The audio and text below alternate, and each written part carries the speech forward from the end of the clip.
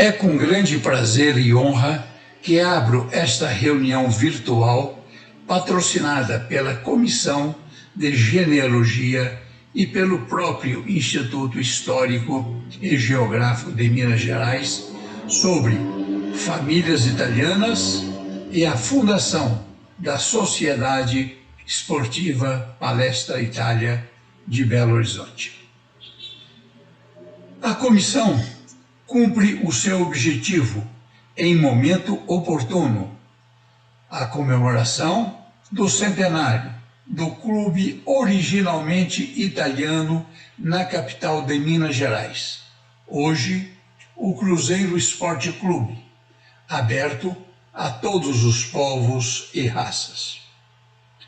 Serão lembradas as famílias italianas que participaram do evento, esse nobre e desprendido povo que participou de forma efetiva da construção da cidade de Minas para ser a nova capital do estado e que deixou marca indelével de sua arte em monumentos que ainda ornam esta acolhedora cidade. Lembremos que o criado Palestra Itália alterou o seu nome para Cruzeiro Esporte Clube em função da Segunda Guerra Mundial e a opção brasileira pelos aliados. Os italianos, na época, foram discriminados pelas autoridades brasileiras e devem ter sofrido e muito. Lembro-me bem do caso que me foi contado por minha avó italiana do Vêneto. Ela, muito católica, crismada em Veneza Mestre pelo bispo que viria a ser o Papa Pio IX, tinha um quadro com a fotografia de Mussolini na sala de sua casa. Casa que era limpa, mas simples de fazer ruborizar qualquer franciscano. A sua simpatia pelo líder fascista era por ser signatário do Tratado de Latrão, que permitiu à Igreja Católica ter a sua sede independente, bem menor que a área que lhe era destinada e que ocupou por séculos. E o Papa também voltar a ter a condição temporal de chefe de Estado. Teve que retirar o quadro de Mussolini da parede e o seu lugar foi ocupado pelo retrato de meu avô, já falecido naquela época. Um de seus filhos foi expedicionário, participando da libertação da Itália ocupada pelos nazistas. O italiano foi o imigrante que qualquer jovem nação desejaria. Dócil, trabalhador, criativo, associativo, integrando-se muito bem à nova pátria, à terra que o acolheu e ao povo com quem compartilhava os sonhos da vida e o amor à família. Neste ano de 2021, que, em janeiro, a instituição esportiva completou seu centenário, nada mais justo que receber essa singela homenagem, concretizada pela rememoração da façanha de criar um clube esportivo, enfrentando as dificuldades da época, que não devem ter sido poucas.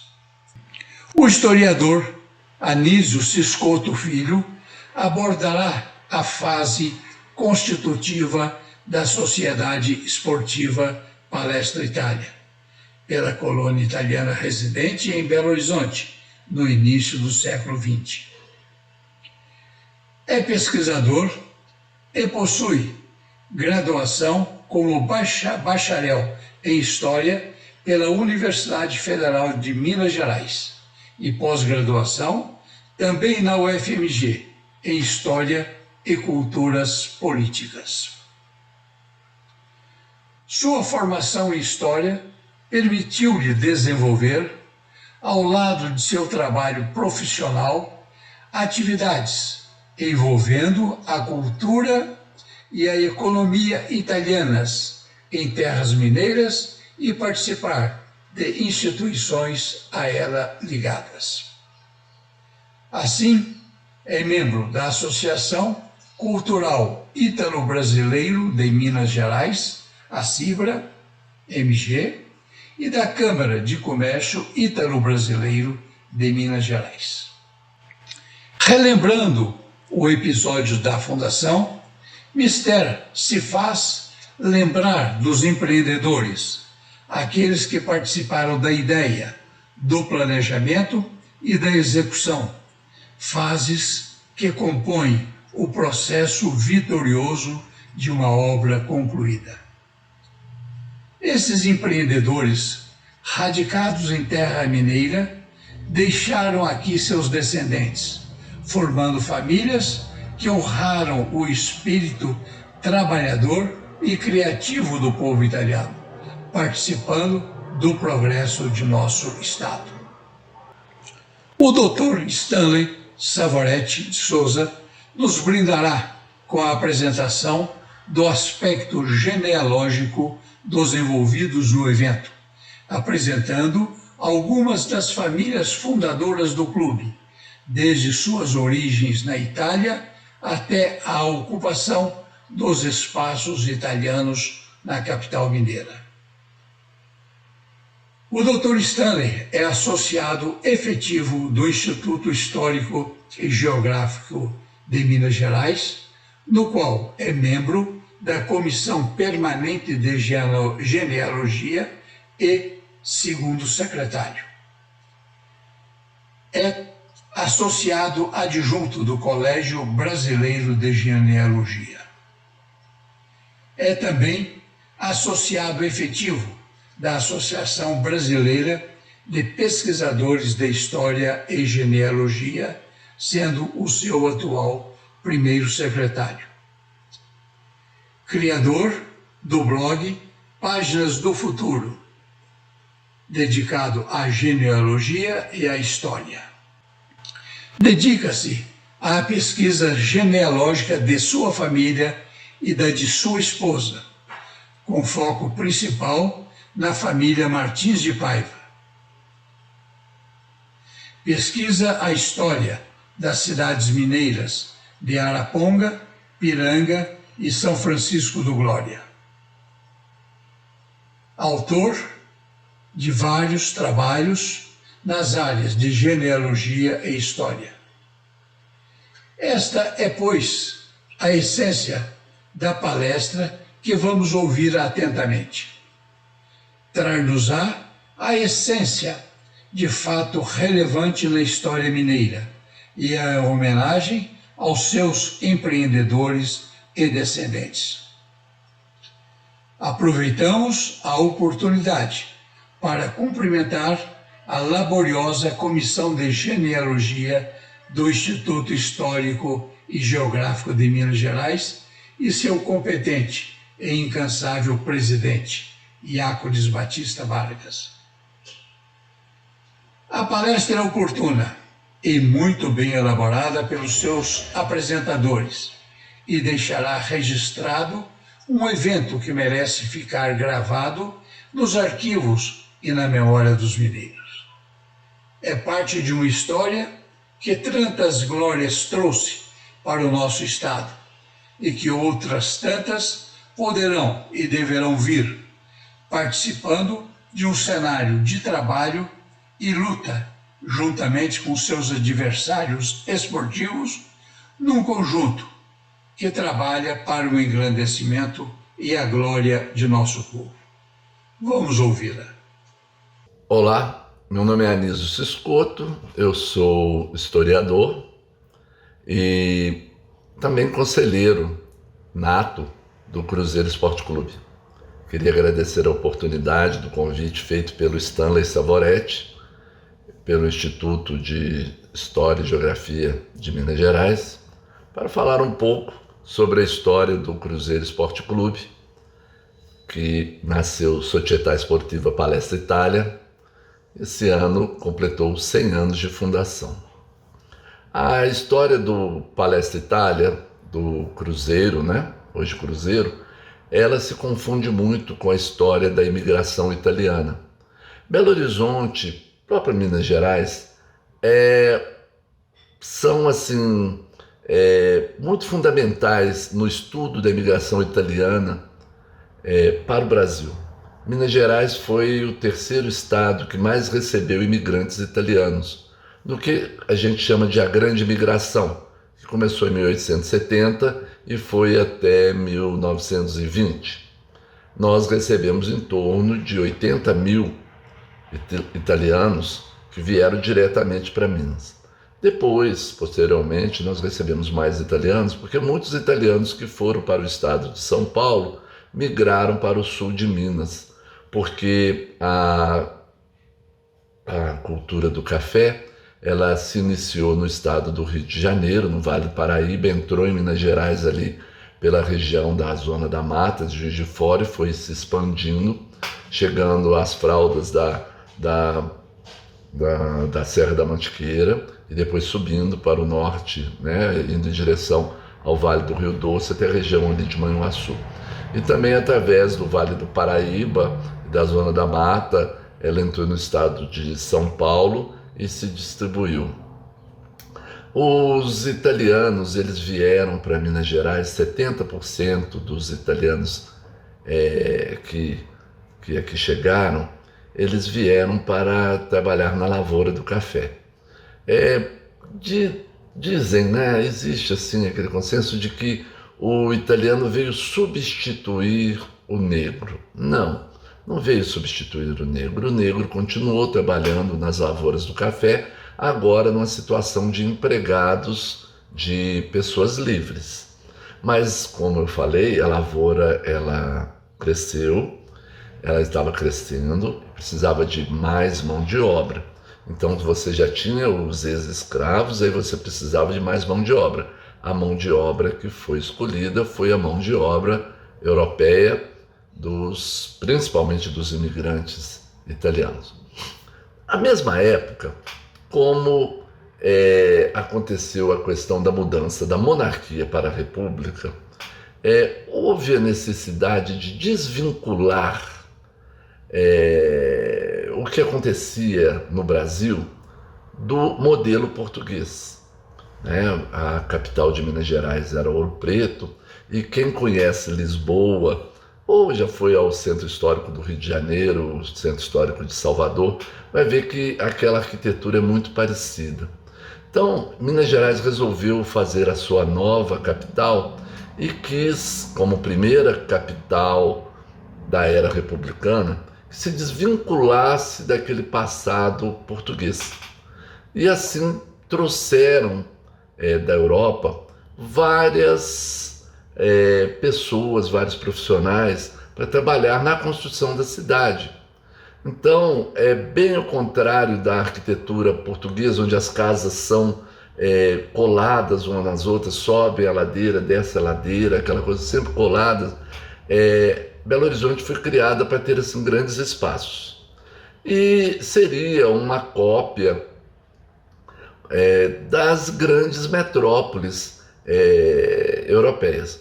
E a referência arquitetônica para a Europa, Napoleão pensou muito isso, né? Ele copiou muita coisa da Itália para fazer Paris ficar mais impressionante. A referência sempre foi a Itália. Então aproveitava esse fluxo de italianos que já estava vindo para o Brasil e trouxeram muitos italianos aqui para a construção da nova cidade, né, a nova capital de Minas Gerais. Com isso, as praças bem amplas, os palacetes altos com muitos adereços, uma arquitetura mais vistosa, uma sensação de espaço muito grande, abrir as janelas para os lados, para frente, para trás. Então trouxeram vários. Então Belo Horizonte chegou num ponto que, quando foi inaugurado, aqui em Belo Horizonte nós tínhamos mais imigrantes do que brasileiros. Os funcionários que vieram de Ouro Preto para cá, a população representava os brasileiros e os que construíram eram os estrangeiros. Belo Horizonte tem bairros hoje que nasceram de colônias italianas, porque uma cidade do tamanho de Belo Horizonte, com os seus funcionários públicos, com a sua dinâmica, ela precisava ter serviços essenciais e também alimentação. Então, General Carneiro, que é um distrito de Sabará, lembrando que Belo Horizonte, nem a cidade de Minas, é um desmembramento do município de Sabará, né? O Arraial do Curral del Rei era um distrito da cidade de Sabará. General Carneiro era um distrito para cultivar alimentos para a capital. O Calafate, o Barreiro e vários outros lugares. E nesses lugares, italianos, espanhóis, mas na sua maioria os italianos, montaram as suas casas, os seus sítios para poder produzir alimentos para a capital. Então, para Belo Horizonte não vieram só os que trabalhavam com construção. Por exemplo, tinha a família Lunardi, que trabalhava com mármore, se instalaram ao lado do onde é hoje, né, o cemitério do Bonfim. O próprio cemitério do Bonfim, ele foi construído e doado à comunidade por um italiano, um empresário. Ele loteou o bairro, mas em contrapartida a prefeitura exigiu que ele fizesse o cemitério municipal. Então, também é uma obra italiana, o cemitério do Bonfim. A região do Barro Preto era uma região de olarias, de tijolos, telhas, também mão de obra italiana. A questão dos beneficiamentos de arroz, beneficiamento do trigo, né? Também famílias italianas. Por muitos anos, as padarias de Belo Horizonte pertenceram a famílias italianas. Inclusive, algumas praças de Belo Horizonte mudaram de nome por causa das padarias. Era o caso da praça, a mais famosa, né? A Praça da Savassi, a Praça da Padaria Savassi, né? Que era a Padaria Savassi. Então todo mundo não falava de Praça Diogo Vasconcelos, não, é a Praça da Padaria Savassi. A Praça ABC. A Praça ABC tinha uma padaria da família Pampolini, inclusive Pampolini, dono da padaria, jogou no Palestra Itália, e assim ia. Havia os moinhos Domingos Costa, né, da família Costa, que hoje é Moinho Vilma, que fazia a moagem do trigo e vendia para as padarias. Então, assim, o beneficiamento de arroz, né, a primeira empresa ficava na beira do Rio Arrudas, ali perto de onde hoje é a rua Mato Grosso, com a Avenida do Contorno, pertencia ao italiano Aniello Anastasia. Os cinemas. Então, vários empreendedores italianos, né? A Faculdade de Medicina, primeiro diretor foi o Dr. Alfredo Balena, italiano. E vários destaques da cidade tinham os italianos à frente. Com isso, o que aconteceu? O movimento italiano da comunidade era muito grande. Como eu falei, tinham mais italianos do que brasileiros no início do século em Belo Horizonte. Por que eu digo isso? Na Itália, até o bisneto do italiano, ele é considerado italiano, pela lei italiana. A lei italiana diz que é a cidadania concedida pelo sangue, pela descendência. Então, se aqui em Belo Horizonte você tinha vários italianos que vieram trabalhar, os seus filhos, seus netos, seus bisnetos, para a Itália, eles eram considerados italianos. No Brasil, vale onde você nasce. Se um filho de italiano nasce aqui, ele é brasileiro. Na Itália é diferente, ele pode nascer em qualquer lugar do mundo, ele é italiano. Então, quando você pegava os italianos e seus descendentes, se você considerasse a lei italiana, você teria mais italianos do que brasileiros aqui. E naquela época, a sociedade começando, tudo era novo, e uma das febres, né, que aconteceram da moda foi a questão do início do jogo de futebol. Belo Horizonte teve vários esportes importantes, inclusive até um dos mais frequentados, ficava ali no Prado, era a corrida de cavalos. E até se chamava o Prado Mineiro, porque era onde tinha as corridas de cavalo. E como a corrida de cavalo ela gera um espaço dentro da pista ali foi criado o campo de futebol. E os jovens, né, a sociedade jogava, praticava, mas não era um esporte barato. A bola tinha que vir da Europa porque não tinha, né? Depois aqui que os sapateiros começaram a costurar os polígonos de couro e fizeram as bolas, mas as bolas tinham que vir da Europa. Os uniformes tinham que ser confeccionados, então não era um esporte atrativo. Mas os pobres jogavam da maneira que conseguiam, em pequenos campos, nas várzeas, esse tipo de coisa.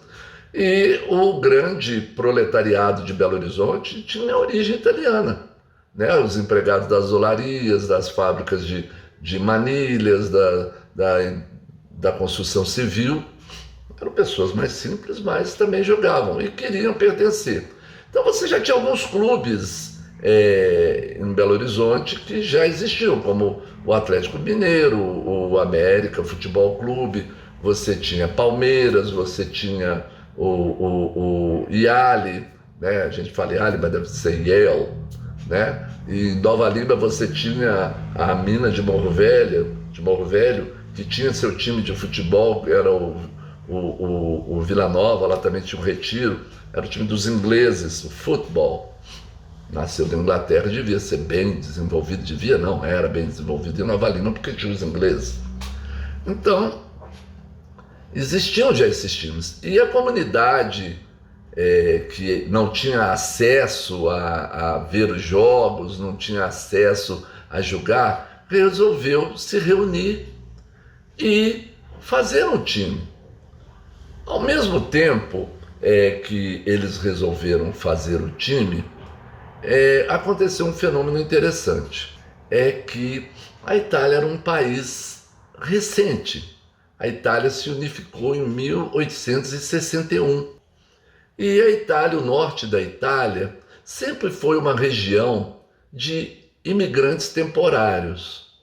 Durante o verão, eles iam para a Suíça, eles iam para a França, eles iam para a Áustria, para trabalhar na agricultura ou nas minas, né? As minas de carvão, eles trabalhavam. Recebiam dinheiro, no inverno eles voltavam para a sua região ali, né? O Piemonte, o Friuli, o Vêneto. Então já era uma região que tinha muitos migrantes. E essa saída de gente para trabalhar fora trazia muitos recursos para a Itália. Era uma fonte de recursos interessante. Quando os italianos imigraram para o Brasil, né, vieram milhões de italianos, a maioria para São Paulo, a segunda maior parte para o Rio Grande do Sul e a terceira para Minas Gerais. Minas Gerais para o Rio Grande do Sul deu a diferença dos 10 mil imigrantes. Quando eles vieram para cá, eles deixaram família lá.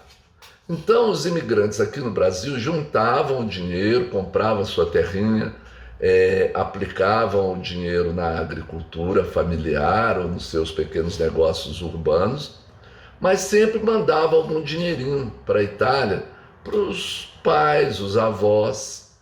E isso era uma fonte de renda muito grande para a Itália. Mas o que aconteceu?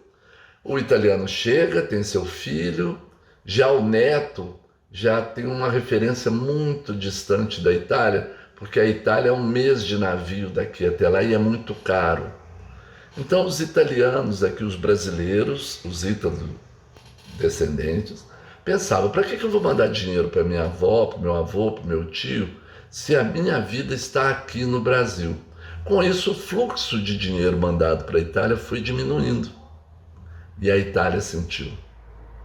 Com isso, houve um movimento do governo italiano pedindo que se revalidasse, revigorasse o sentimento de pátria italiana entre os italianos que não eram nascidos na Itália, porque afinal de contas eles eram italianos, eles eram considerados italianos pela lei italiana. Então os consulados começaram um trabalho de reunir as comunidades e inserir nessas comunidades esse sentimento de pátria italiana. Em 1914, aconteceu em São Paulo, sob as bênçãos do Conde Matarazzo, dentro das indústrias Matarazzo, e também com o patrocínio do cônsul da Itália, foi fundada a Società Sportiva Palestra Itália de São Paulo, que hoje é o Palmeiras. Logo em seguida veio o problema da guerra. Em 24 de maio de 1915, a Itália declara guerra ao Império Austro-Húngaro. E com isso, as atenções mudaram. Para vocês entenderem como é séria essa coisa do relacionamento Itália com os italianos no exterior, uma grande parte dos soldados que lutaram na Primeira Guerra Mundial pela Itália, uma boa parte, não eram residentes na Itália. 300 mil norte-americanos se alistaram e foram lutar na Itália. 40 mil argentinos foram lutar na Itália. 12.500 brasileiros foram lutar na Itália. 171 belo-horizontinos foram ao consulado, se alistaram, ganharam a passagem e foram lutar na Itália. 17 morreram, não voltaram, mas não voltaram só seus corpos, né? Não voltaram vivos. Aconteceu aqui. Por quê? 18 anos, época de se apresentar no exército. Ganharam a passagem para a Itália, conhecer a terra dos ancestrais, viver uma aventura. Uma guerra é uma aventura, só que na hora que chega lá você vê que a aventura não é assim. Muitos jovens se alistaram. Então, houve essa pausa. Em 1918, acabou a guerra e esse assunto voltou. Até porque a Itália viu a quantidade de gente que foi mobilizada fora da Itália para ir lá defender a Itália contra os austro-húngaros e os próprios alemães. E aí o assunto voltou. E nesse meio tempo ninguém parou de jogar futebol também. Então a comunidade queria fazer seu time, para poder jogar, né? Porque os outros times não permitiam que um pedreiro, um carroceiro, um oleiro, né? Que pudesse jogar, só podia jogar alta. Então a comunidade resolveu fazer um time e foi atrás do consulado. O cônsul aqui na época, ele era um conde, lembrando que a Itália era um reino, e ele era o conde Giambattista Belli de Sardes. Ele foi cônsul, primeiramente ele chegou no Brasil, foi cônsul em Santos, depois ele foi trabalhar na legação italiana no Rio de Janeiro, na capital. Depois ele foi mandado para Ouro Preto, ele fundou o consulado italiano em Minas Gerais, em Ouro Preto. Depois, com a construção de Belo Horizonte, o consulado foi para Juiz de Fora, na época da guerra. Inclusive, ele estava em Juiz de Fora como vice-cônsul, né? Tinha um cônsul aqui em Belo Horizonte já, o consulado aqui é desde 1902, mas ele estava lá como vice-cônsul. E logo em seguida, em 1921, o cônsul daqui foi promovido, destacado para o Rio de Janeiro, e o Belli de Sardes, o conde, ele veio para Belo Horizonte. Então ele foi procurado, ele apoiou a iniciativa. Alguns livros falam que deveria ter acontecido em dezembro, mas em 1921, o Reino da Itália completava 60 anos. Era um ano jubilar. Com isso, jogaram a fundação do Palestra Itália para o dia 2 de janeiro, primeiro dia útil do ano dos 60 anos da Itália. Então foi talvez a primeira manifestação, uma das primeiras manifestações da comunidade no exterior no ano dos 60 anos, foi a fundação do Palestra Itália. Teve uma reunião, à época existia uma sociedade em Belo Horizonte que se chamava Società di Beneficência e Mútuo Soccorso, Società Italiana di Beneficência e Mútuo Soccorso, que prestava socorro aos italianos. Por exemplo, a questão de um falecimento, a questão do nascimento de um filho. Então as pessoas eram sócias, a sociedade ajudava, um tratamento de saúde, um amparo, um encaminhamento. E essa Società, ela tinha sua sede na rua Tamoios. E lá aconteciam festas, reuniões e tudo que dissesse respeito à comunidade italiana. E lá no dia 2 de janeiro de 1921 foi fundada a Società Esportiva Palestra Itália.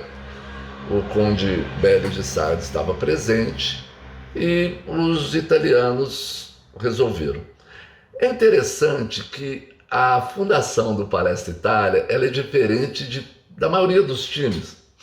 A maioria dos times, por exemplo, aqui em Belo Horizonte, o Atlético, o América, foram fundados por pessoas que começaram a jogar, à medida que jogavam e agradando a assistência, e essa assistência passava a ser admiradora, torcedora, adepta daqueles times. Escolhiam aqueles times para torcer. Já o Palestra Itália não. O Palestra Itália foi uma comunidade que criou um time sob as bênçãos do governo italiano através do consulado, e esse time a representava. Então, quando o pessoal fala que o Palestra Itália era a terceira torcida de Belo Horizonte, não acredita nisso não. Como é que você cria um time, uma comunidade, que era a maior comunidade de Belo Horizonte, e esse time vai ser a terceira torcida? Olha, pode ter nascido com a maior torcida de Belo Horizonte, ou com a segunda maior torcida de Belo Horizonte, mas não era uma torcida pequena de jeito nenhum. Como é que uma cidade que metade da sua população era italiana por sangue faz um time e não vai torcer por ele? É muito difícil. Então houve uma mobilização e desde que nasceu o Palestra Itália já chamava atenção. O primeiro jogo do Palestra Itália foi contra um combinado do Vila Nova e o Palmeiras, um time de Nova Lima. Fizeram um combinado e vieram jogar em Belo Horizonte, no Campo do Prado, que cabia 1.500 pessoas. Tinha mais de 1.500 pessoas. No primeiro jogo, é porque a população, a comunidade acompanhava. Os jogadores eram de origem italiana. Há hoje se chamaria de fake news, né? De que o Estatuto do Cruzeiro dizia que só podia jogar italianos ou ser sócio italiana. Não, isso não existe. O primeiro parágrafo do Estatuto do Cruzeiro, que foi escrito em italiano, dizia que o Palestra visava congraçar os membros da comunidade italiana com os brasileiros. Qualquer pessoa de Belo Horizonte poderia ser sócia do Palestra Itália. Brasileiros, libaneses. E foi uma época até que tinham muitos clubes com origem de outros países, né? Você tinha o clube lusitano, você tinha o clube sírio, né? Então era uma maneira de congraçar essas pessoas. Então essa questão do estatuto dizer que só italianos podiam, isso é mentira, isso não existiu não. Tá? Essa cláusula que eles dizem que em 1925 ela foi retirada, não existiu. O que existiu foi que a comunidade, principalmente os mais pobres, os trabalhadores, o povo, se uniu para poder jogar bola, para ter direito. E no segundo jogo, jogou contra o xodó da cidade, que era o Clube Atlético Mineiro, e venceu por 3-0. Isso gerou muita notícia, o time cresceu, o time não jogou a segunda divisão do campeonato da cidade. Houve um pequeno torneio entre 3 times, o Palestra mais 2 times, o Palestra venceu os 2 times, já foi logo para a primeira divisão do Campeonato Mineiro. Então, logo depois foi tricampeão, já foi vice-campeão algumas vezes, se tornou uma força mesmo. Então, essa é a história da Società Sportiva Palestra Itália, inserida dentro da cidade de Belo Horizonte, que é uma cidade de fortes laços com a Itália. A arquitetura de Belo Horizonte, se você pegar os prédios ali na Praça 7, o edifício Valmap, se você pegar o Minas Tênis Clube, a Santa Casa, o Colégio Marconi, todos esses são demonstrações da arquitetura italiana, né? Depois, o governo italiano, em 1939, onde era a Sociedade de Mútuo Soccorso, construiu um grande palácio que se chamava Casa de Itália, para a comunidade italiana poder se reunir ali.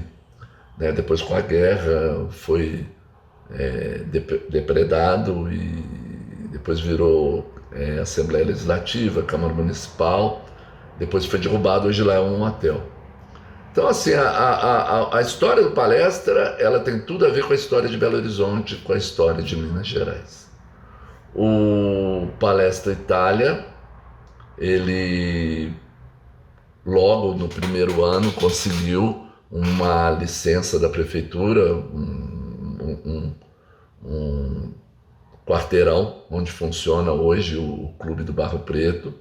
Ele teve que pagar as taxas, as licenças, indenizar uma pessoa que tinha uma horta nesse lugar, e nesse lugar ela, através de subscrições, construiu o estádio, que ele, a princípio, ele cabia 5.000 pessoas, era o primeiro ou segundo maior estádio já de Belo Horizonte, já vivia lotado.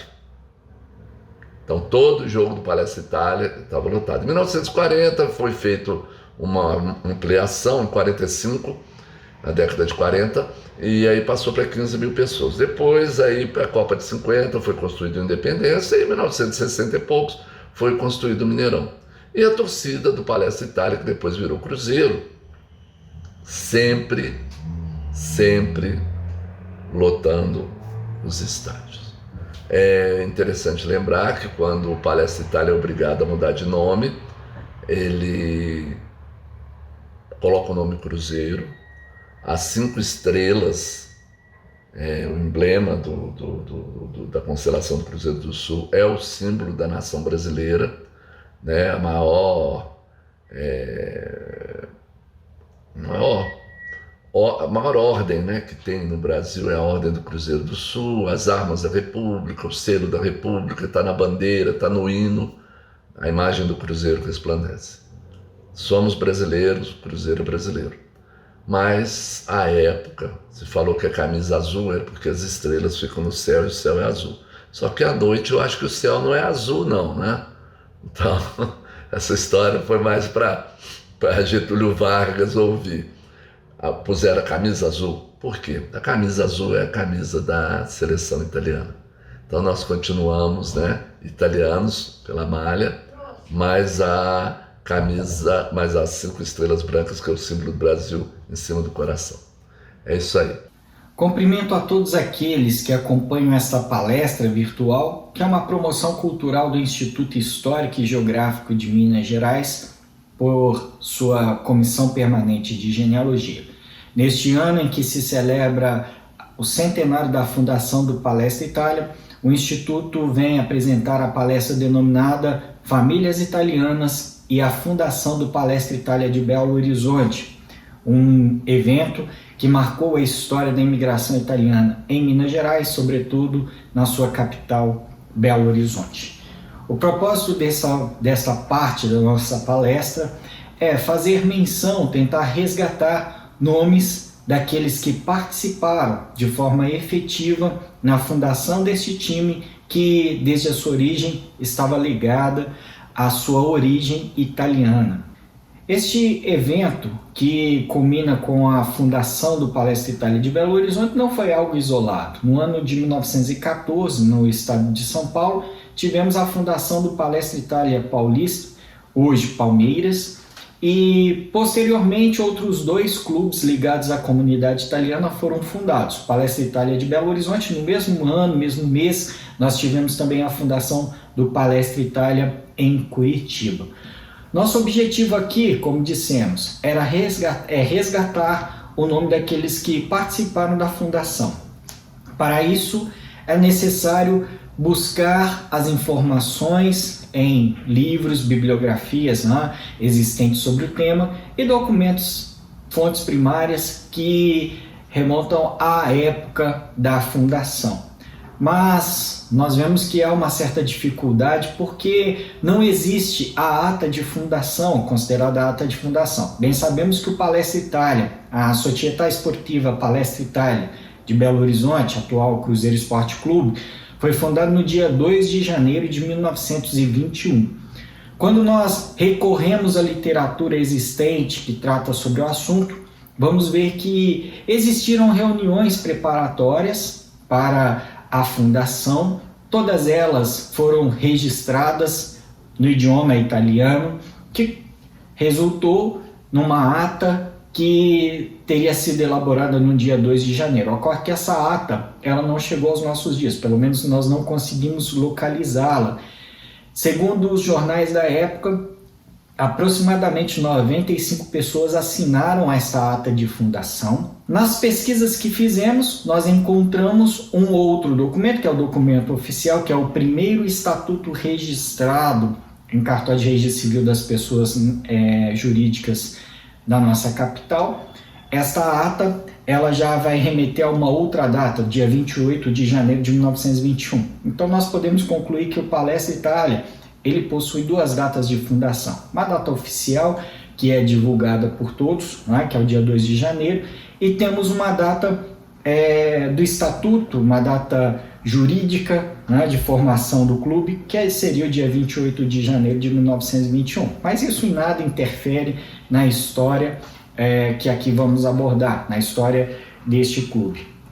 Como dissemos, aproximadamente 95 pessoas, isso são informações publicadas no Diário de Minas, do ano de 1921, aproximadamente 95 pessoas assinaram esta ata de fundação, que foi redigida no idioma italiano. A maioria eram italianos natos, se não eram natos, eram filhos de italianos que aqui nasceram. Nós vemos que era um reflexo daquilo que havia acontecido em São Paulo, e quando pegamos o estatuto registrado no cartório das pessoas jurídicas aqui de Belo Horizonte, vemos que o teor daquele estatuto se assemelha muito ao primeiro estatuto do Palestra Itália de São Paulo. Nós chegamos a uma conclusão de que aquilo que aconteceu em 1914 em São Paulo foi trazido através de famílias que antes residiam em São Paulo, foi trazido para Belo Horizonte e foi compartilhado com a comunidade que escolheu, a comunidade italiana, que optou pela formação, pela fundação de um time, também aqui na nossa cidade. E nós vemos que muitas daquelas famílias que identificamos como famílias fundadoras, eles vieram da cidade de São Paulo. Não podemos dizer que eles participaram da fundação do Palestra Itália Paulista, mas viviam em São Paulo naquele período e logo após transferiram-se para Belo Horizonte e certamente trouxeram em sua bagagem as informações, a experiência de ter um time ligado à comunidade italiana. Há muitas informações que nós encontramos hoje nos livros que nós não vamos encontrar no estatuto registrado. É um estatuto bem sucinto. Há informações de que o estatuto original, redigido em italiano, ele teria aproximadamente 80 artigos, mas esse documento não foi localizado, não sabemos se ainda existe, mas o certo é que o que vai prevalecer é o estatuto registrado em cartório. Não há restrição para a participação de pessoas que não tivessem a nacionalidade, a origem italiana, sendo italianos natos ou mesmo filhos de italianos. Não há essa restrição, pelo contrário, há um incentivo à prática de esportes, independentemente da sua nacionalidade, cor, raça. Dos documentos, além desse estatuto registrado no cartório de registro civil, nós temos uma ata, parte do acervo histórico do Cruzeiro Esporte Clube, uma ata de uma reunião realizada no dia 19 de janeiro de 1921, onde nós temos uma relação de pessoas que são acrescidas ao clube. Certo? 19 de janeiro já era pós-fundação, pós a organização do clube, então se associam à Sociedade Esportiva Palestra Itália uma série de pessoas nesta data. Esta ata, como nós podemos ver na imagem, ela ainda existe, ela faz parte do acervo histórico do Cruzeiro, e nós podemos identificar ali diversos nomes que são considerados parte dos fundadores do Palestra Itália. Além desses documentos que citamos, o estatuto registrado em cartório e esta ata de reunião, nós nos valemos para chegar a uma lista de prováveis fundadores do Palestra Itália, uma vez que o estatuto, primeiro, nós não tivemos acesso. Nós nos valemos das bibliografias existentes sobre o tema. Então, gostaríamos de citar aqui 4 livros em especial. Fora esses livros, utilizamos diversos estudos acadêmicos que também retratam a história da fundação do Palestra Itália. Estes 4 livros serviram de base para identificarmos a origem, nomes de alguns dos fundadores do Palestra Itália. Quais livros seriam? Primeiro, De Palestra Cruzeiro, escrito por Plínio Barreto e Luiz Otávio Trópia Barreto, do ano de 2000. O livro Páginas Heróicas, de Jorge Santana, do ano de 2003. O Almanaque do Cruzeiro Esporte Clube, que é de autoria de Henrique Ribeiro, que foi escrito no ano de 2014. E, por fim, o livro Palestra e os Palestrinos, do Instituto Palestra Itália, livro este lançado no ano de 2019.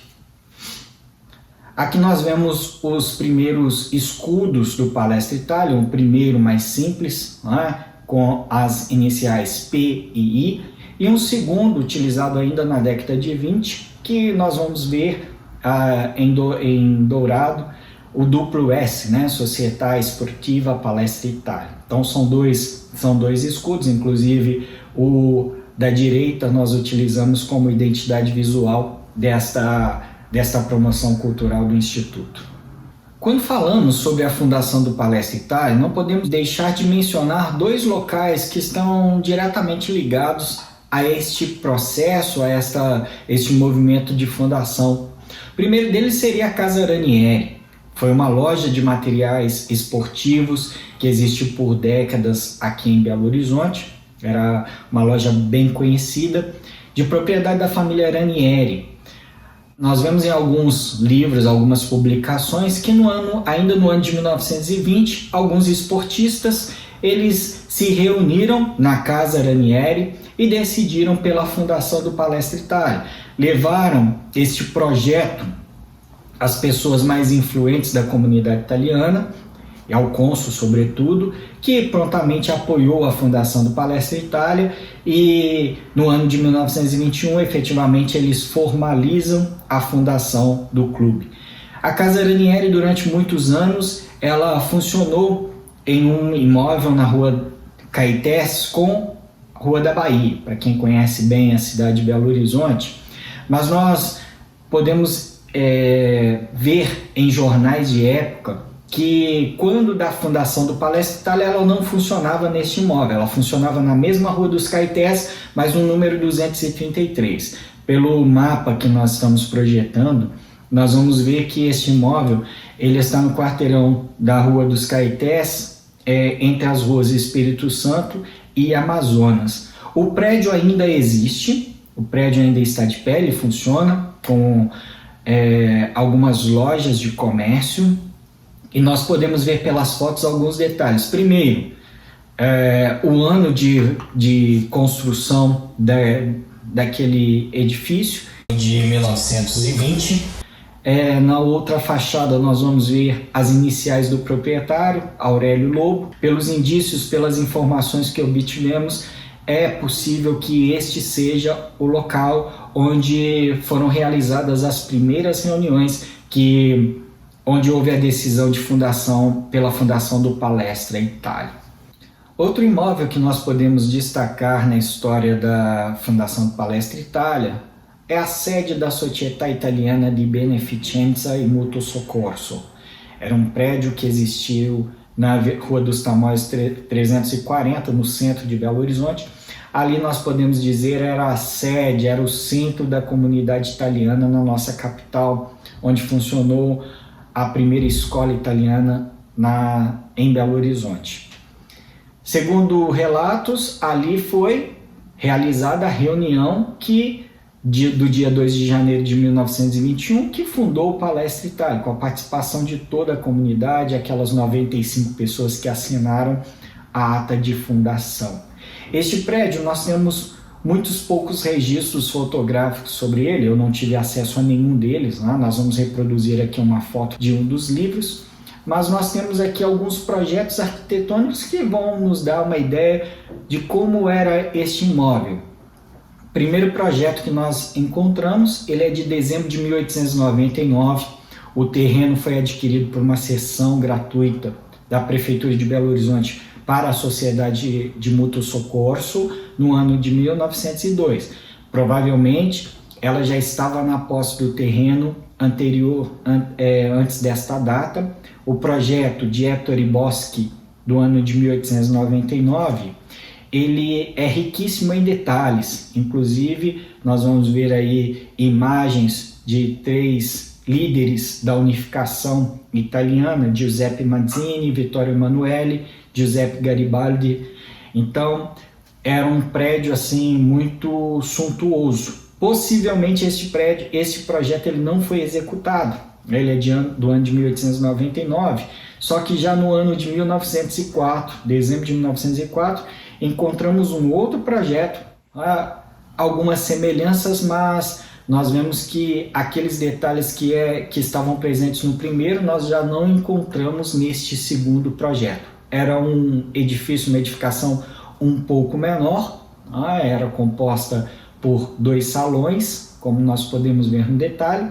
E no ano de 1920, em maio, este prédio, o mesmo prédio, aí sim, ele é acrescido ao aumento de outros 2 salões, e é possível identificarmos pela foto que reproduzimos agora que esta foi a sede da Società Italiana di Beneficenza e Mutuo Soccorso que foi edificada.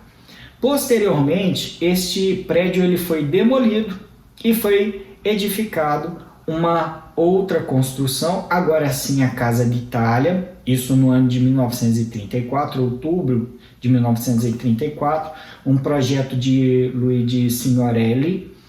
Nós também vemos o detalhe deste projeto aí.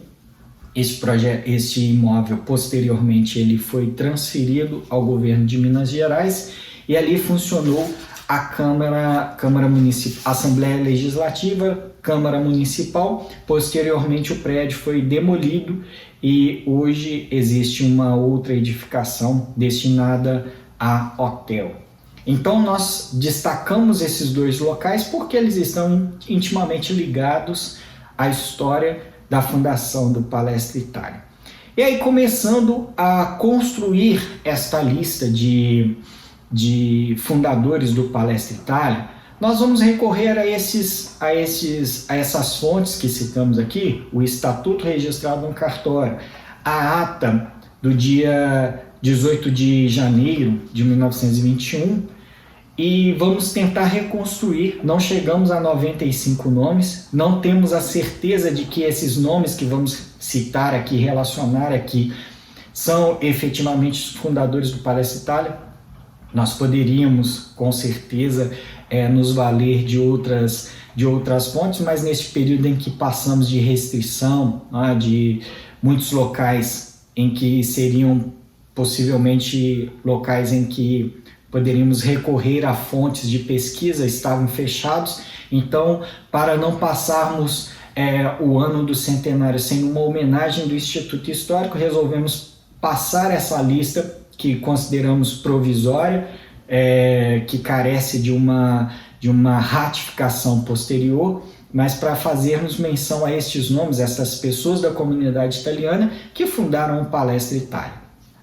Então, a primeira relação que nós temos, essa relação é certa, porque são aqueles que compuseram a primeira diretoria do Palestra Itália.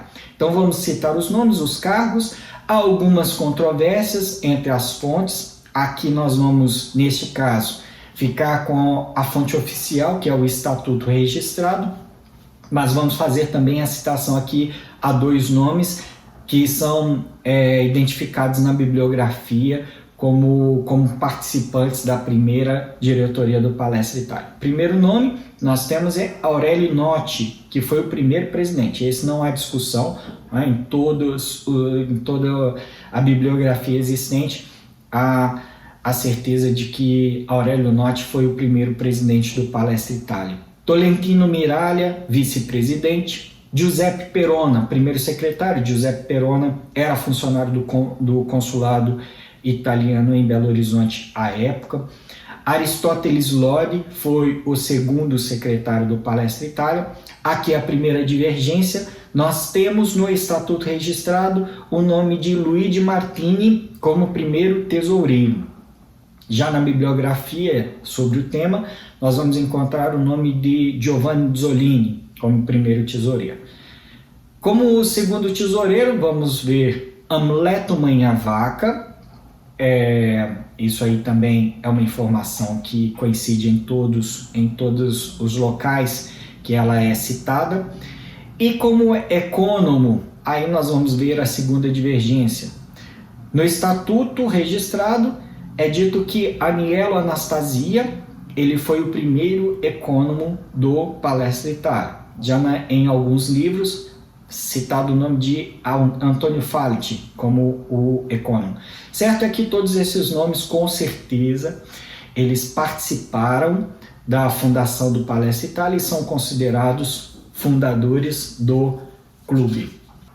Outros 2 nomes que podemos destacar, na verdade porque um nós já citamos como um dos fundadores do Palestra Itália, é o nome de Arrigo Bozzacchi, que juntamente com Tolentino Miraglia foram os compositores do hino ao Palestra. Nada se assemelha ao hino que hoje é cantado para a identificação do clube. O hino do Palestra Itália, ele foi entoado, foi o hino oficial do clube até a década de 40, quando da mudança do nome. Um pouco depois ainda ele foi cantado com a alteração do Palestra para Cruzeiro, mas é um hino que retrata aí fortemente o anseio, o desejo de prevalecer a identidade com a pátria, o orgulho da origem, a luta, o anseio para que pudessem alcançar a vitória, sobretudo. Então vamos ouvir um pedaço deste hino que é desconhecido pela maioria daqueles que acompanham mesmo o futebol, acompanham os esportes.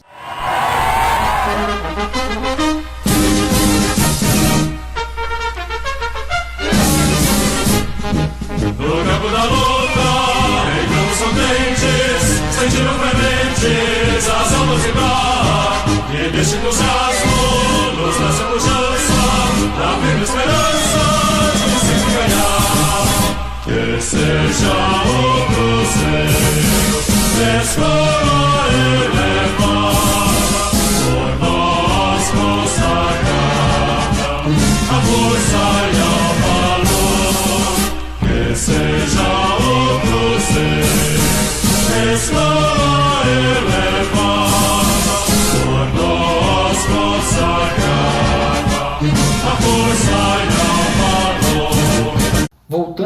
nós aqui vamos falar do primeiro time. Certamente todos aqueles que foram os primeiros jogadores, eles integraram a lista dos fundadores do Palestra Itália.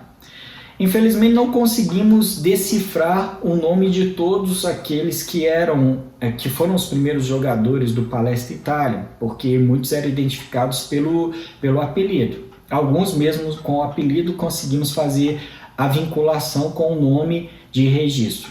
Mas 2 aqui nós vamos ressalvar que nós não conseguimos identificar qual era o nome para até mesmo identificar a origem do jogador.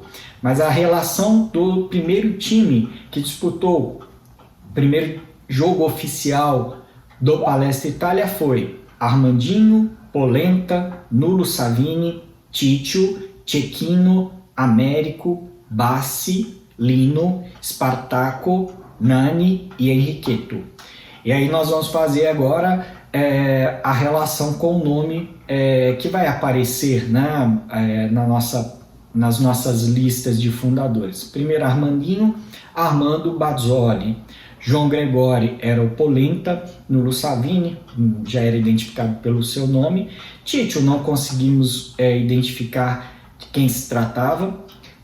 Francisco Volpini era o Cecchino, né? Cecchino diminutivo de Francesco, né? Américo não conseguimos identificar, não sabemos se tratava de Américo Gasparini, que foi presidente do Cruzeiro, da mesma forma. Bassi, Antônio Bassi. Lino era Lino Pederzoli. Spartaco Dorella. El Nani, João Lazarotto. E Henriqueto era Enrico Pirani. Henriqueto diminutivo de Enrico, em italiano. Então este foi o primeiro time do Palestra Itália. E aí a gente coloca esses nomes na relação de fundadores do Palestra Itália. Alguns desses nomes vão se repetir na listagem que nós vamos apresentar aqui.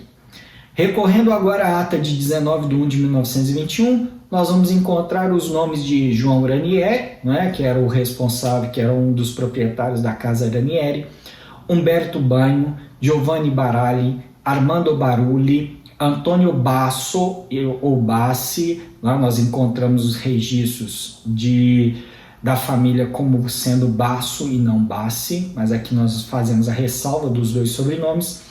Albino Candiano, Gennaro Cioglia, Ettore Corrieri, Felício Damiani.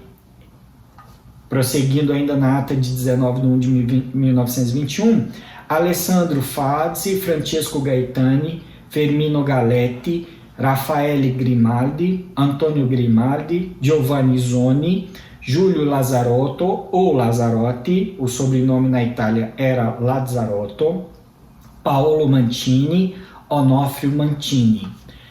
Attilio Marzola, não, o sobrenome é Marzola, para quem é de Belo Horizonte conhece bem a capital. Nós temos aqui a Avenida Vittorio Marzola, mas o sobrenome correto seria Marzola, como é a grafia nos registros italianos. Guido Mazzei, Egidio Nicolai, Nello ou Neonello Nicolai, Ottavio Nicolai, Alberto Noce, que é irmão do primeiro presidente, Antônio Pace, Arduino Pirani e Silvio Pirani, são 2 irmãos.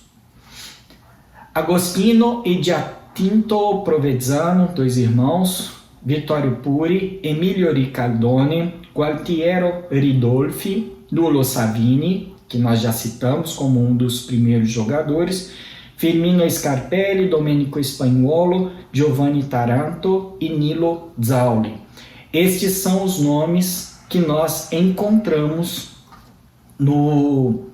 na ata de 19 de 1921. Repito, foi escrita no idioma italiano e todas estas pessoas, além da primeira diretoria, né, aqueles nomes que nós relatamos como a primeira diretoria, eles assinam esta ata de 19 de 1 de 1921. Um outro documento, uma outra fonte que nós encontramos, que são nomes possivelmente de pessoas que já estavam desde a fundação do Palestra Itália, é uma publicação do jornal Il Pasquino, da comunidade italiana de São Paulo, e que faz menção a uma eleição de 1925, e ele faz inclusive menção de que nessa época já havia aproximadamente 350 associados no Palestra Itália. Então nós, é claro, tirando novamente os nomes que já foram citados aqui, nós encontramos os seguintes nomes: Amadeu Cristiani, Américo Gasparini, Antônio Greco, Giuseppe Gregori, Michele Longo, Salvatore Maleta. Maleta também é um sobrenome bastante conhecido para os belo-horizontinos, não é? Arcângelo Maleta é o nome de um edifício referência aqui em Belo Horizonte. Salvatore era irmão do senhor Arcângelo Maleta. Vitor Mantini, que é irmão dos outros dois Mantini que nós já citamos aqui. Agostino Martini, Brás Pellegrino, que também foi presidente do Palestra Itália, Elvezio Pirfo, Bruno Piancastelli e Enrico Pirani, também irmão dos outros Pirani que nós citamos aqui. E agora nós temos outros nomes que são mencionados em estudos, em registros que vão falar sobre a fundação do Palestra Itália. Não temos aqui certeza se realmente eles participaram da fundação, mas gostaríamos de fazer menção a estes nomes aqui, ressalvando a possibilidade de estarmos falando indevidamente o nome, né? Ou até mesmo omitindo algum nome. Umberto Lavalle, João Lazzarotto ou Lazzarotti, Domenico Mantini, Achille Miraglia, Salvatore Morici, Vittorio Nocchi, Eni Siruponi, Domingos Ricaldoni, Miguel Balsamo, Armando Bazzolo, Giuseppe Ceccarelli, Adelino Testi, Giulio Brunetta, Spartaco Dorella, Benedetto Lucciola, Oreste Fantoni, Mário Pace, Alessandro Pace, dois irmãos, Antônio Pederzoli, que era parente do Lino Pederzoli, que integrou o primeiro time, Miguel Perella, aqui o Perella é da família Perella, né? Não tem ligação. Miguel Perella foi presidente do Palestra Itália, posteriormente teve outros dois presidentes de uma outra família que não são Perella de origem, mas que adotam o sobrenome Perella. Arturo Savazzi, aí um outro sobrenome que pode soar um pouco estranho, né? Porque nós conhecemos a região da Savassi, né? Que tem o seu nome ligado a esta família. Mas se pegarmos a origem italiana, pelo menos no registro de nascimento de Arturo, o sobrenome, a grafia correta do nome é Savazzi, apesar de que nos registros italianos nós vamos ver algumas variações também, mas nenhuma delas como Savazzi com dois S's, e sim Savazzi com dois E's, ou com um Z, ou com um S. Francisco Volpini também integrou o primeiro time do Palestra Itália, Edino Bonfioli, Oreste Parizzi. Esta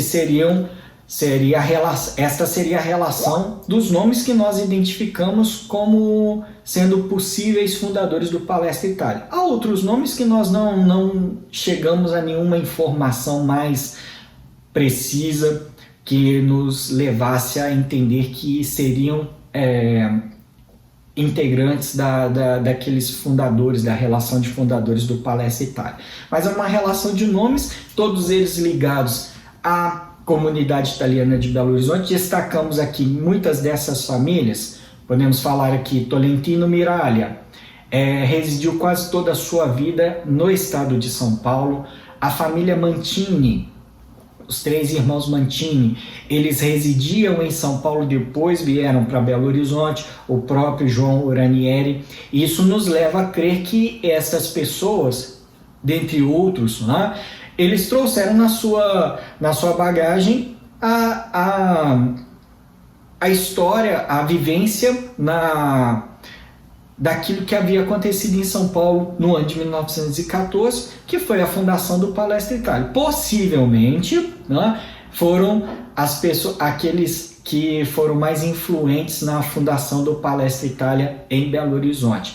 Tolentino Miraglia foi um grande intelectual, inclusive foi vice-cônsul da Itália no interior de São Paulo, e uma pessoa que escreveu diversos livros, pode certamente ter influenciado a fundação do Palestra Itália em Belo Horizonte. nós vamos agora trazer por região a origem dos fundadores, com o nome, né, da pessoa, do fundador ou da família, e o local de origem deles na Itália. Primeiro nós vamos iniciar pela Calábria. Então, calabreses nós temos Albino Candiano, que era de Scalea, Umberto Lavalle, Celico, Michele Longo, Spezzano della Sila, Miraglia, família Miraglia, San Nicola Arcella, família Notti, de Spezzano della Sila também, Antonio Pace, de Catanzaro, Provenzano, Longobardi, Vito Puri, de Filadélfia, Firmino Scarpelli, natural de Spezzano della Sila. Ele, na verdade, não, ele era natural de Minas Gerais, mas a sua família é de Spezzano della Sila. Aqui nós citamos os nomes, não necessariamente que a pessoa tenha nascido nesses comunes, mas possivelmente o pai, né, como é o caso de Umberto Lavalle, Firmino Scarpelli. Giovanni Taranto, Santa Domenica, também na província de Cosenza. E Salvatore Maleta, a família Maleta era do comune de Borgia, de Catanzaro. Então aqui nós vemos a primeira relação dos calabreses. Emília-Romanha, nós temos a mesma quantidade de fundadores. Então nós temos Armando Barulli, que era de Talamelo, Fermino Galetti, que era de Ferrara, comune de Ferrara, Aristóteles Lodi, família era originária de Crevalcore, em Bolonha, Amleto Manhavaca, família Manhavaca, Val Samoggia, também em Bolonha, Agostino Martini, nós encontramos dois Martini, né? Um deles é da Emília-Romanha, o outro do Vêneto. Agostino Martini era de San Giovanni in Pertiteto, Bolonha. Bruno Piancastelli, de Brisighella, Ravenna. Enes Sirupone, era de Belo Horizonte, mas seu pai era de Savignano di Romagna, província de Forlì-Cesena. Nulo Savini, Conzeliti, Ravenna. Nilo Zauli era natural de Faenza, em Ravenna também. Os Pederzoli eram de Concórdia sulla Secchia, na província de Modena. E Adelino Testi, de Medicina, província de Bolonha. Agora, quanto aos Vênetos. Os Vênetos nós temos Umberto Bagno, que era do comune de Vicenza, província homônima, Higino Bonfioli, Cavaillon Veronese, em Verona, Giulio Brunetta, de Montebelluna, Treviso, Américo Gasparini, de Villafranca di Verona, Verona. Américo Gasparini era natural de Santa Teresa, no interior do Espírito Santo.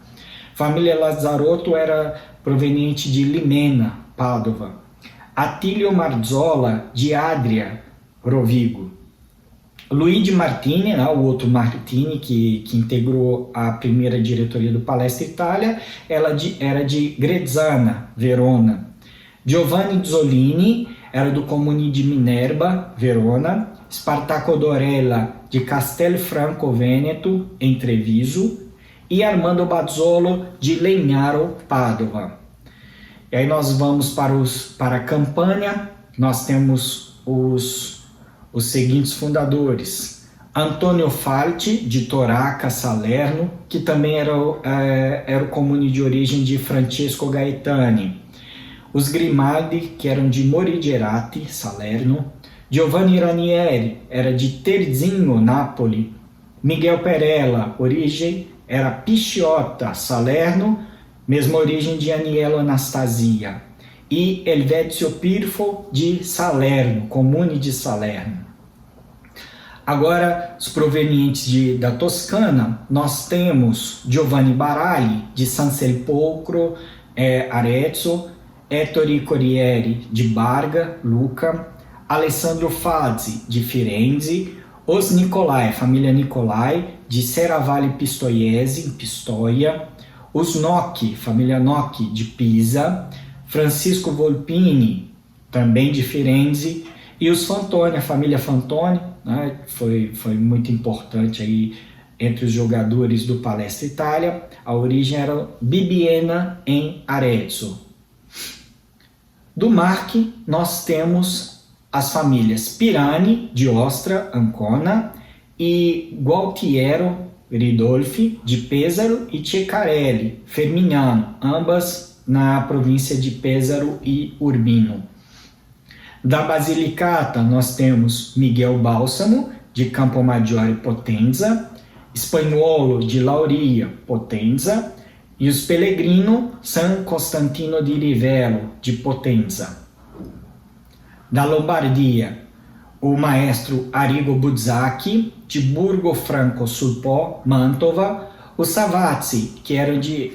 Aí os Savazzi são de Mantova, cada filho, alguns filhos nascem em comunes diversos, mas no caso de Arturo Savazzi, Marcaria, em Mantova, e os Parizzi de Pieve Dolmini, em Cremona. Do Lazio nós temos Benedetto Lucciola, de San Giorgio a Liri, Frosinone, e os Patti, outra família Patti, que são de Frascati, em Roma. Da Puglia temos Gennaro Ciolia, de Ascoli Satriano, Foggia, e a família Mantini, que era de Polignano a Mare, em Bari. Do Piemonte nós temos a família Ricaldoni, eles eram de Formiliana, em Vercelli. Na Sicília nós vamos ter Salvatore Morici, que era de Grocci, Agrigento. Na Úmbria nós temos Giuseppe Peroni, que integrou a primeira diretoria, que era do Comune de Terni.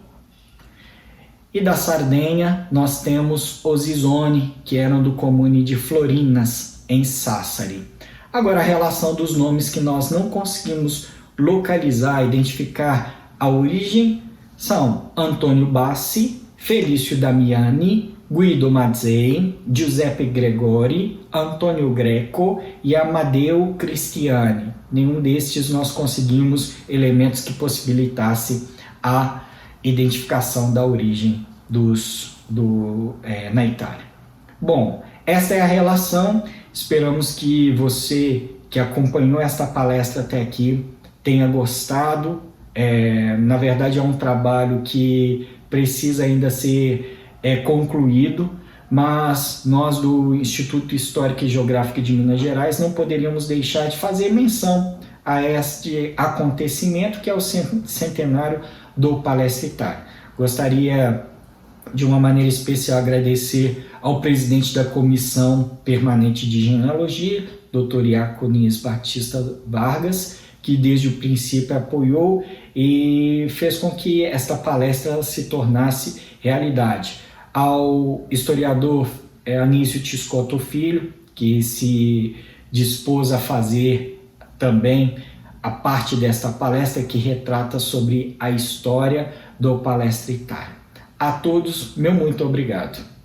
Que sejam as ilhas profundo guardadas, lendas sagradas que a pátria chamar, igual pujança da luz educada, amada.